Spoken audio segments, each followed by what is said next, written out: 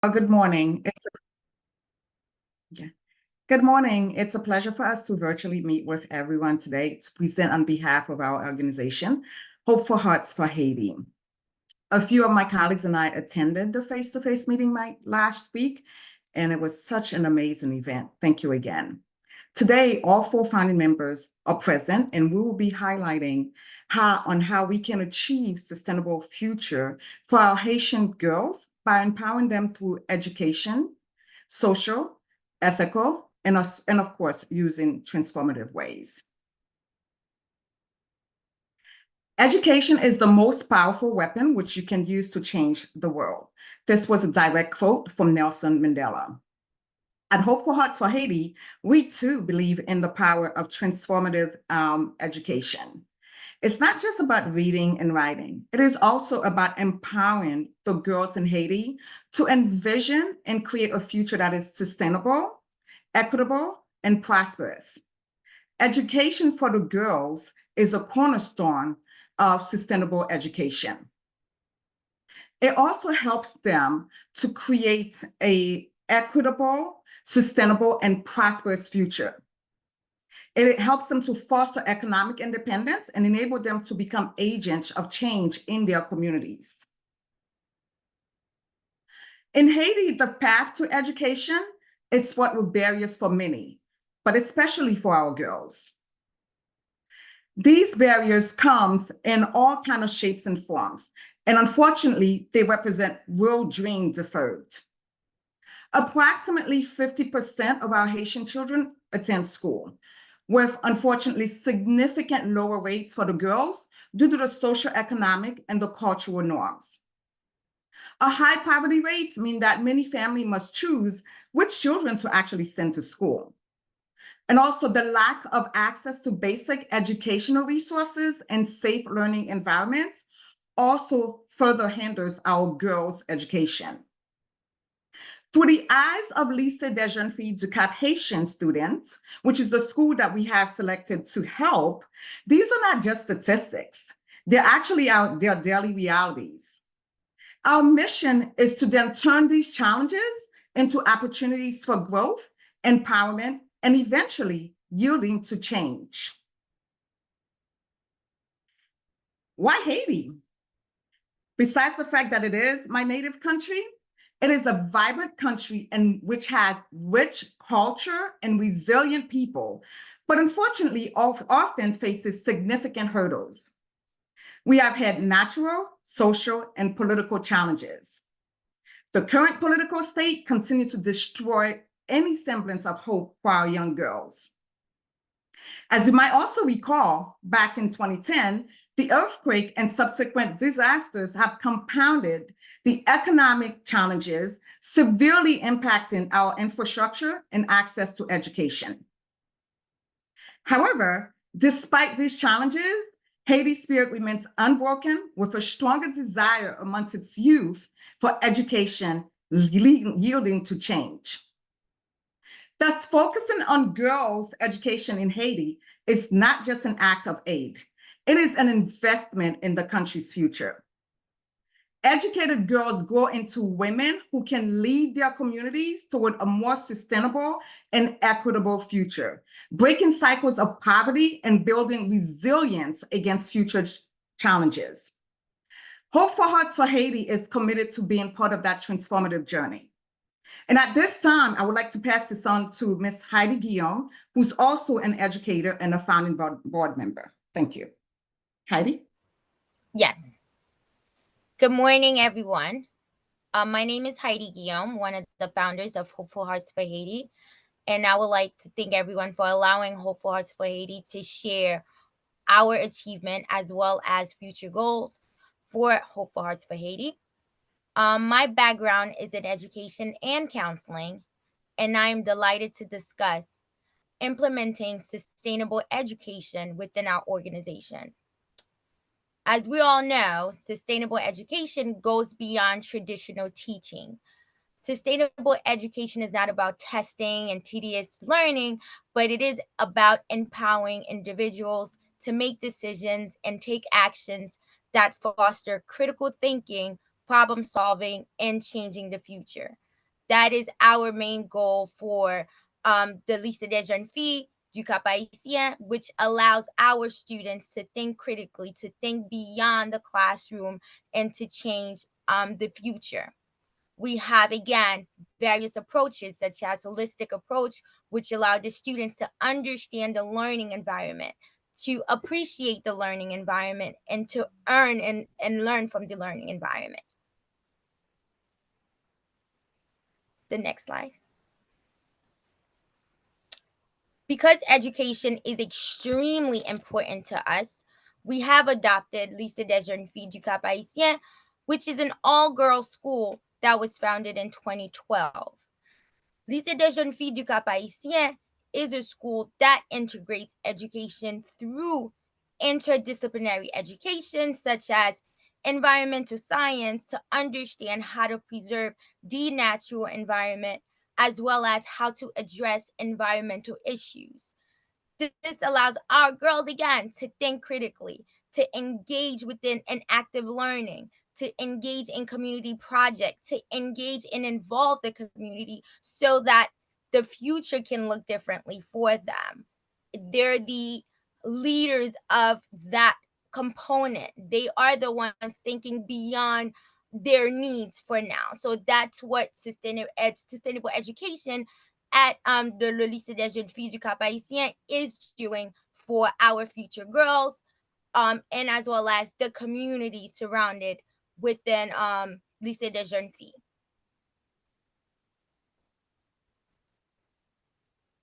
Our girls at Lycée des Jeunes Filles are not only utilizing sustainable education to learn, but they are utilizing sustainable education to advance their communities by applying real life practices from the classroom into the communities, which is something that I truly love, because sometimes learning can be so classroom oriented, but it's not taking beyond the environment. So Lycée des Jeunes Filles approach to sustainable education allows them to go beyond the classroom. It's all about working within the community, problem solving within the community, creating projects that supports the community so that they can feel motivated to support their community at all costs.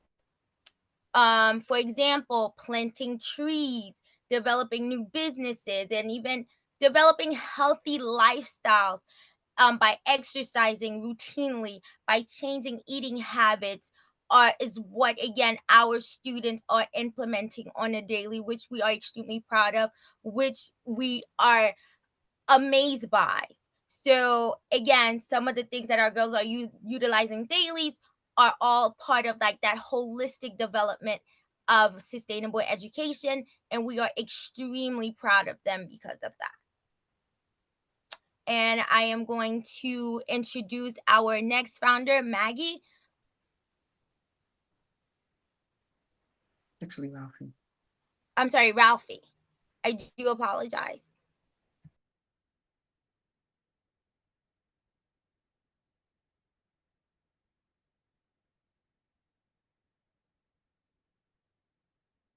You're muted. Ralphie, you are muted. We can't hear you. Apologies again.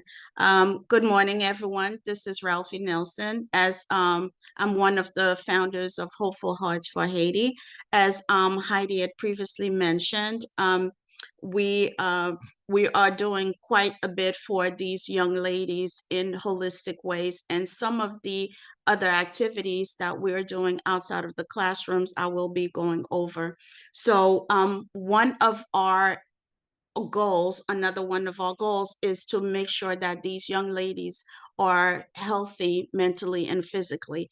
And in order to do so, we are doing some things. We want to be able, we want to make sure that they are able to be clothed, feed, and learn in the classrooms. So we want to be able to provide for them.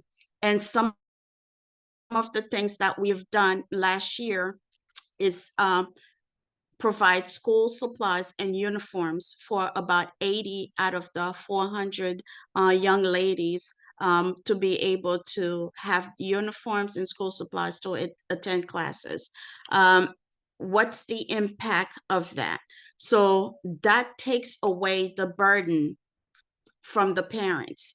That takes away some of the issues and the concerns for these young ladies that would otherwise would not be able to attend schools that year because of lack of supplies or lack of something minimal as uniform. So that's one of the things we were able to do. How can we move ahead? As a young organization, we've partnered with our sister company. Last year, we were able to participate in the Festival of Reforestation, where we were able to plant about 2,000 trees, able to do education on reforestation agriculture. So the path moving ahead is one of the things that we have is to add a curriculum in the curriculum, a class, a course where they are able to learn about agriculture, the importance of agriculture, and how to maintain such practices in outside of the classrooms. Another item is mobile clinic. We are planning to move ahead with an activity where we will actually have a mobile clinic and be able to provide psychological help to the parents and these young ladies. So overall, the path moving forward is for us to be able to make sure these young ladies are thriving mentally and physically inside and outside of the classroom. And as my previous co-founders have mentioned, these young ladies, they face issues on a daily basis. So we would like for them to be able to attend classroom without having the concerns, the stress of the insecurities in the country, or being hungry and attending classroom while hungry. So that's where we moving forward with our projects. So I will pass it along to our next co-founder, Maggie. Thank you.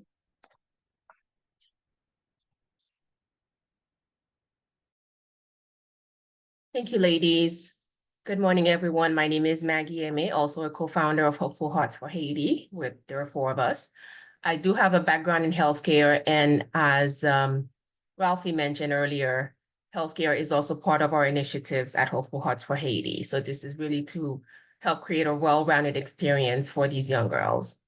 So again, to echo Patty, Heidi, and Ralphie, know that every single one of you has the power to make a difference in the lives of these young girls and others.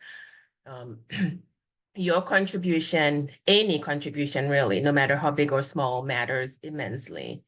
And it helps us get closer to our mission of providing that quality education to the children of Haiti, as well as other aspects of their lives, including, of course, healthcare, which is part of what I will be handling as the person with the healthcare background, and of course, everything else that was mentioned by the previous co-founders. There are so many ways that you can get involved with us beyond just financial support. You can volunteer your time and skills. You can help us spread awareness, and so much more. So feel free to reach out for more information. We will be sharing our website and our contact information on the last slide. And know that at the end of the day, our goal is to create a brighter future for these deserving kids. So we invite you all to join us on this journey of really transforming lives through the power of education. Again, you can be the driving force behind these young girls' education future, and that's the kind of impact you can have when you choose to support Hopeful Health for Haiti. Excuse me. These kids have potential, but they need champions like you, like us, in their corner. So your generosity has the power to open doors that would otherwise remain closed for them. Do you mind going back to the last slide, Patty? I just want to really explain what those girls were saying. So 12-year-old Rosaline and 14-year-old Sophie believe. They're hopeful and they're grateful for the help that they received so far and for upcoming contributions. So in Rosaline's words, just to explain what she's saying there, she said, I like attending school at the Lycée des Jeunes Filles because I feel safe and I learn a lot. The teachers make me feel important and help me understand the world. I want to become a doctor so I can help people in my community. Thank you for this chance. And Sophie, 14-year-old, said, the help the school gives me allows me to dream for a better future. Despite the difficulties, I know my education will take me far. Every day I learn things that make me feel like I can change my life and my community. Extremely important. I am proud of who I am today and I have hope for tomorrow. And so do the remaining 398 young girls at the Lycée des Jeunes Filles. So again, our last slide here will show you how you can get in touch with us. Visit our website, learn more about what we've accomplished so far, our goals, and also our current campaign, which is a GEM campaign that stands for Generating Educational Momentum. And now, if anybody has any questions. Thank you very much. Thank you so much for the presentation. We would love to know, personally, I would love to know all about the school that you mentioned. I would love to know, like, what are the courses that you guys are teaching, till what grade is the education happening, and how many kids are there? I can take this on. So the Lycée des Jeunes Filles du Cap Haïtien. So Lycée des Jeunes filles in French mean young ladies. Cape Haitian is the second largest city in Haiti. So although currently impacted, everybody knows of Port-au-Prince, which is the capital. Cape Haitian is the second largest city right now. So this school has 400 kids currently. The grades range from 7th US grade to about 12th year grade. So it's from 7 to 12. And usually the classroom has about, I would say sometimes 25 to 30 kids per classroom, or sometimes 40. And it's usually, I think most of the grades right now has 2 classes. Some of them, I think the 3rd grade, the equivalent of the 10th grade, I think, has about just 1, just because of money. They couldn't recruit any other kids. In terms of the curriculum, they have typical curriculum as we do in the US, your history, your math, your science, but also we're also working on ensuring the sustainability education, because Haiti has become part of the UNESCO program. And as you know, the UNESCO program has a guaranteed education, sustainable education all the way to 2030. And in 2019, we do have a representation from Haiti in the UNESCO program. So therefore, we are working on curriculum that shows a sustainable way of development, as Heidi mentioned. And of course, with all of the challenges that unfortunately Haiti has encountered, sustainable development, where you involve the whole community, when you think ahead and see how you're going to move forward and involve the community, the parents as well as the kids, it is the way for that change. One of the things that we're trying to do in Hope for Hearts for Haiti is not look at Haiti as a humanitarian country. We look at Haiti as a sustainable country. And how does a sustainable country leads? And as I mentioned in my quote from Nelson Mandela, is that education is the foundation to any change anywhere. So sustainable education is the way that we are hoping that we will change the current narrative of Haiti to a more positive one and a sustainable one. Thank you so much. That's a brilliant concept to have sustainable countries instead of humanitarian countries. Thank you so much for that. The next organization that we have is Earth Science Women's Network. The representative here is Mona, and she can start off with the presentation and talk about everything that they do. Greetings, everyone. My name is Mona Bell, she, her pronouns. I'm calling from Athens, Georgia, in the United States. And I'm joined here with my wonderful colleague, Rehmat Bhatia, who is calling from UK. Rehmat, please say hello in the chat window if you can. But we're here together presenting a little bit more information about Earth Science Women's Network. So this is how we look like. Rehmat is also here. And we don't have with us right now Dr. Karine Arden-Dreyer. All three of us make the Professional Development and Networking Committee of the Earth Science Women's Network. So Earth Science Women's Network was started by a team of 6 atmospheric scientists, and these were all women with advanced degrees in atmospheric sciences. And when they started graduate school, they wondered about these questions. Is there anyone else like me here? Should I stay in academia or should I go? Are there good books that feature women scientists and present role models like us? I am experiencing a change in my life, whether I've moved from one country to the other to pursue a graduate degree or had a significant life event. Where can I find resources and help? Why are there so few women in positions of power and policy, and fewer women of color? And why aren't women getting more awards? These are the kind of questions that those 6 women wondered. These are the kind of questions that might resonate with several of us who started their graduate or undergraduate degrees in fields in the earth and environmental sciences that are predominantly male-dominated. So there is enough evidence in geosciences, earth and environmental sciences, that there is not a whole lot of progress made on diversity in the past 40 years. In fact, earth sciences are notorious to be the least diverse of all fields.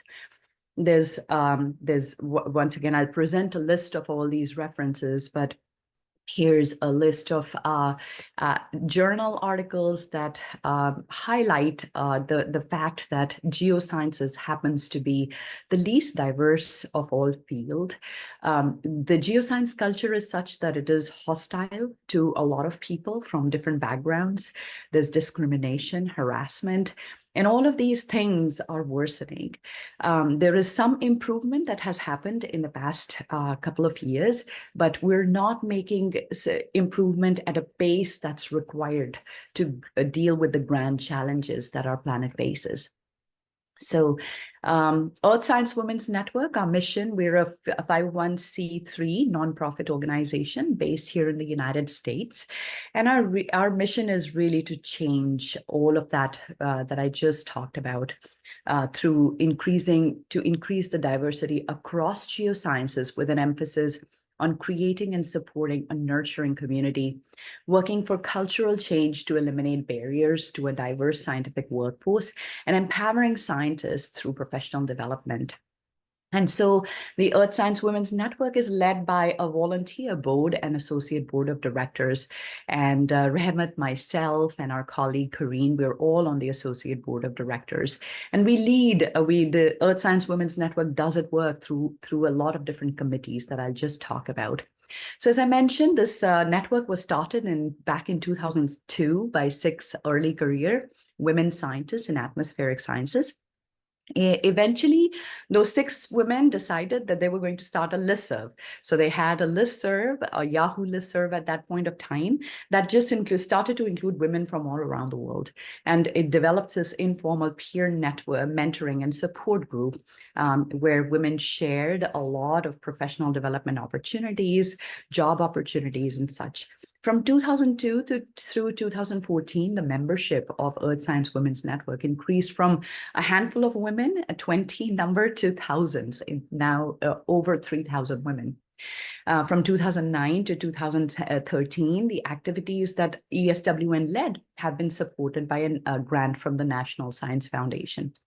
And in 2014, we were successful to raise enough funding to transform ESWN into a 501c3. So as I mentioned, what started initially as a Yahoo group, a simple listserv that included women in earth sciences from around the world, has now developed into full-fledged Facebook group. We have closed discussions there. We also have a listserv that is still very active, and a website discussion board that is administered through the American Geophysical Union.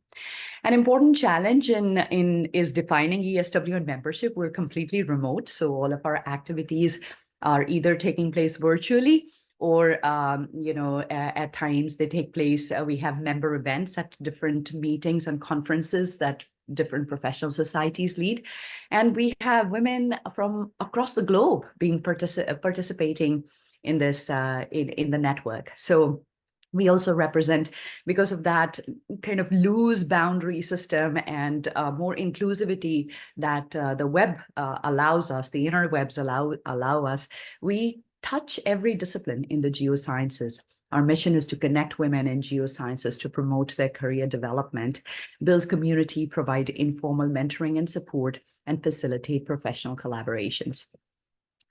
We are where we are today. We're supporting both in-person and online activities that promote professional development of women across all career stages. We maintain a jobs listserv.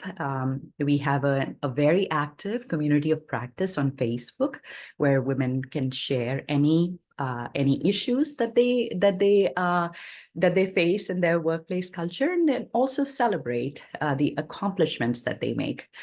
And as I mentioned, we have thousands of participants who make ESWN what it is. There are spaces for women and non-binary folks that we are continuing to develop and improve. And we need your energy. We need your ideas to help us build and build our capacity and really address some of the issues that need to be addressed in geosciences. We do provide that platform for open and honest discussions. We've been around for over 20 years. And we're here to amplify your stories. So these are the 4 different areas that cover our mission. We cultivate a community of earth scientists across the globe, and most of our participants identify as women and non-binary members. We nurture careers by providing access to role models, culturally inclusive mentorship, and opportunities for professional development. We also engage our partners. We're so grateful to Howard Reed for inviting us here. Thanks, Arietta. And it was fantastic to learn from the previous speakers as well. But, together, how can we work together to amplify all that we do? And so that is why we also need to sustain ESWN and ensure that it grows and strengthens as a self-sustaining organization. So those are our core kind of areas towards which we are working. And so it's a free membership. Please feel free to join us. And the website is here. And I'll also share a link to a QR code. But we are all thanks to Rehmat and our colleague Kareen. They do a bang-up job in hosting regular webinars on a variety of different fields, all the way from non-academic career opportunities to health and well-being. And so please strongly encourage you to take advantage of that and participate. It's a great way to make friends all over the globe. I am connected with Rehmat, whom I've never met in person, but she's in UK. I'm in the United States, and we're working towards common goals. So here are all of our external communication channels that you can visit. We have a YouTube that has a host of resources. We have a member discussion forum that is very confidential and at the same time very inclusive. And last but not the least, I wanted to leave you all with this QR code that you can scan and join us and be a member. I think I'm almost out of time here, so I'm going to leave you with this last slide. We have an upcoming webinar on careers beyond academia on April 26th. So please sign up, and look forward to seeing you there. I'm happy to take any questions now. Thank you.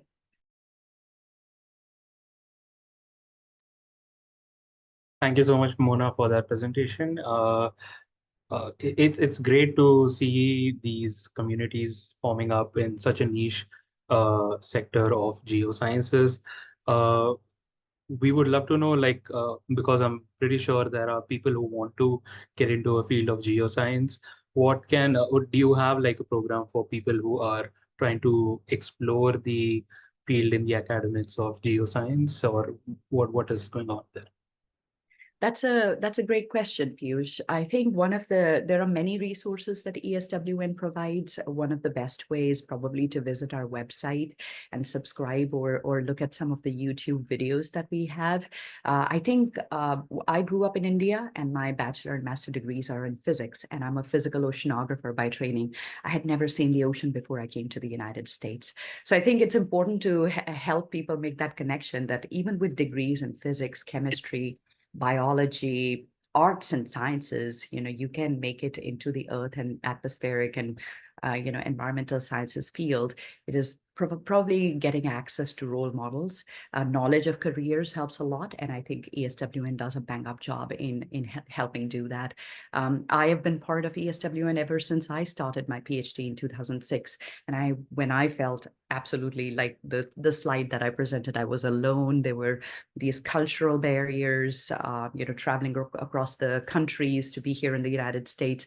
But then there were also, I didn't know what physical oceanography was all about, and I was in a male dominated. I was the only woman in my PhD program. And had it not been for ESWN, to provide me with access to those kind of resources and role models, I probably would not have been successful in my PhD. So anyway, ESWN is just one way to connect women and girls to those resources. Great. Leah has a question for you. What are the jobs beyond academia, especially in climate change? Leah, that is such a great question. So I feel like every job these days has probably a climate change component into it. I work a lot with local governments and policymakers, and even like traditional job titles like sustainability coordinator are probably meteorologists. Your local government official is probably using climate weather and climate information to make those kind of decisions. So I think and also I'm at a university, and I see a lot of students actually wanting to see their science have real world impact. So there are many, many jobs outside of academia that exist. I strongly encourage you once again to subscribe to our YouTube channel. We all thanks to Rehmat once again, and thanks Rehmat for dropping all those links. But Rehmat leads a fantastic webinar series on jobs outside of academia, where you can see what women across the world are doing in those kind of jobs to address weather and climate issues and make a real difference in their communities. So I'm actually over time. I just wanted to be respectful of the next speaker, but I am here. Rehmat is here, all thanks to her too, and we'll be dropping links in the chat window to more information that you need from us. So Piyush, I'm going to cede my time back to you and have the other speaker tell us about their organization. Sure. Thank you so much, Mona, for that presentation. I would like to ask, do we have the representatives from Women for Women International?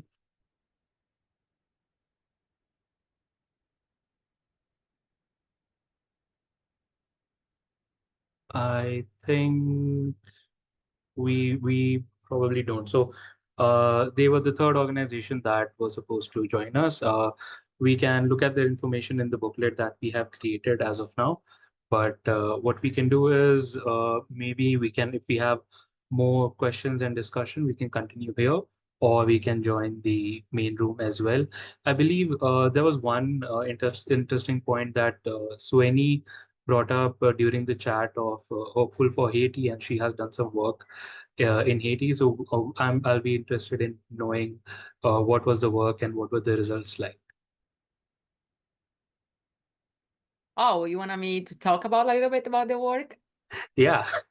Oh, okay, thank you. Oh, actually, I'm a PhD candidate here at the Ohio University. So last year, we used DHS data, demographic health survey from Haiti. And the idea was to understand about the quality of antenatal care and breastfeeding practices in Haitian women. And unfortunately, you don't have most updated data, like 2022, they canceled, I don't know why. And we found that women who didn't have family support or employment or low level of education, they had lower likelihood to breastfeed their babies. Definitely could be a great idea in the future to do some qualitative research to understand why, because the numbers itself, they don't they don't explain much, right? What's going on with those mothers, but I don't remember exactly the number that we have, but more than 9,000 women, we used the data, and it was really great. And also we saw that just few women had adequate antenatal care. It means that at least 4 visits in healthcare settings, and also for each visit, what we saw, they didn't have any like nutrition counseling, psychological counseling. The other data is unfortunately. Also, we saw about infrastructure and distance of healthcare was a problem for those women. And yeah, and my idea was to continue use this data. Unfortunately, I have never been to Haiti. I just took those data to understand, because also I'm Brazilian, and in Latin America, people, sometimes it's complicated for us. And that's why I want to continue working on this data. And I have been giving some speech about those data in some conferences here in the US, because some people even didn't know where Haiti is located. And every time I have to show the map, and I don't know, people think about Haiti is in somewhere in Africa or something like that. I was in shock about that. And definitely after the earthquake in 2010, the things went like really badly. And nowadays I know about Haiti faced some problems, but we still continuing working with those like the women everywhere. And yes, it's the summary of the work, and I shared the PDF for those who wanna read a little bit more. And yes, I'm so happy to be here, because I didn't know about, we're gonna have a speech about Haiti and people from Haiti here as well. And I just met one person where I live in Ohio currently. And talking about this was like new for this lady that I was, and she was telling me about her experience in breastfeeding here in the US, and in home country is totally different. I think that, I'm not sure, but in Haiti, people are more aware about the importance of breastfeeding. Here, we have a lot of publicity in using formula and this kind of stuff, and it's different, the culture as well. And yes, that I found that in the summary, but I have more findings in the article. I'm so happy to talk if someone is interested. Yeah, Oh, Ralphie has a question. the purpose of the study was to understand the quality of antenatal care in Haiti related to breastfeeding practices, and the quality of antenatal care. To understand the quality of antenatal care, it's complicated because we don't have the standard definition. So we created a measure to calculate what's the quality. We follow the WHO recommendation, at least 4 visits. In the first timing, it should be before 3 months of pregnancy. And each visit, they should, like the healthcare professional should follow the recommendations, such as taking blood pressure, urine sample, blood sample, etc.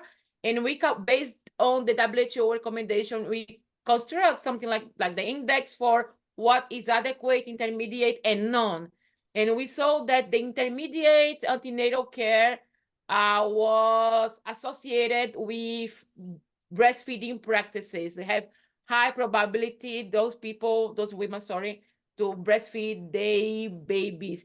And when I talk about breastfeeding practices, it means that exclusively breastfeeding until 6 months, or without the baby take water or other food, just breast milk. And the initiation of breastfeeding should be at the first hour of baby born. So this one was so complicated because we had just a small sample for the representative group in Haitian women. And it was the main goal. Definitely I used secondary data, the demographic of survey, but could be great to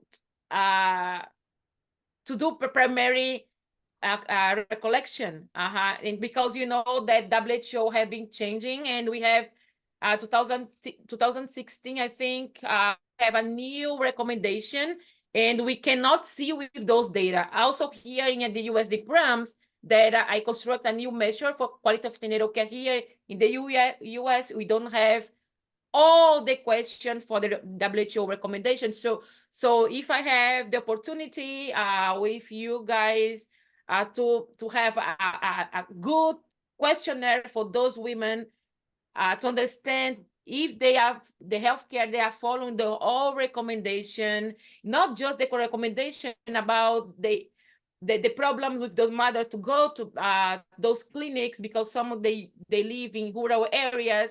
The distance, it's a problem as well. And we can, about maternal child health, we have to talk a little bit more.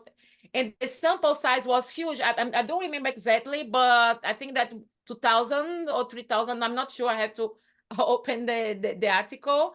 But yes, was representative for Haiti, because DHS has a robust methodology for countries. They do like sample for, they stratify all the sampling in countries, and it was, but yeah, Patricia, so we can talk if you want. Yeah, definitely. I think I had sent you a Zoom, and we also have Maggie, who's had our health department with the background in nursing.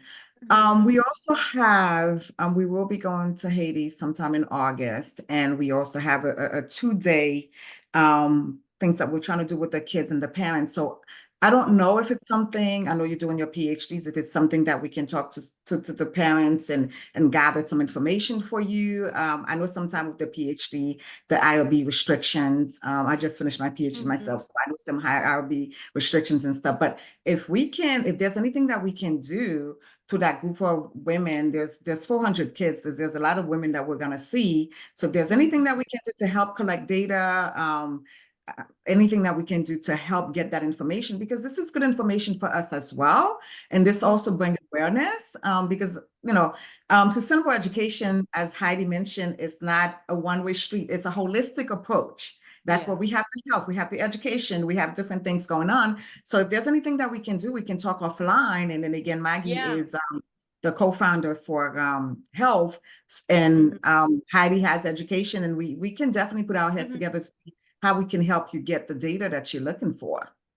Yes, could be great. And if you can, I don't know if I have your email, but we can talk about, actually, I'm using, as I'm in quantitative side of research, I'm using more than 100 countries data.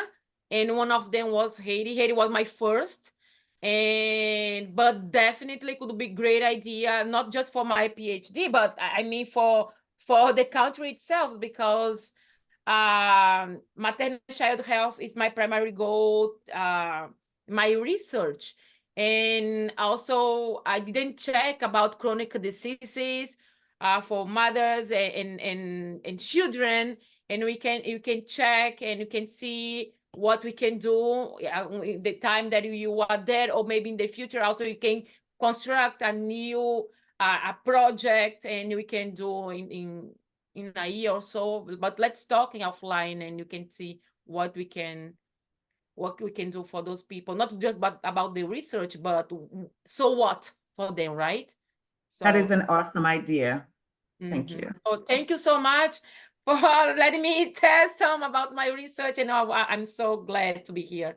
And thank you for doing some research on our country. It means a lot to us, because research is what's going to help us break barriers, because there's a lot of unknowns, and you can't really make a change with unknowns. So the more research we have out there, no matter what the research says, the more it helps us move what we're trying to do forward. So thank you.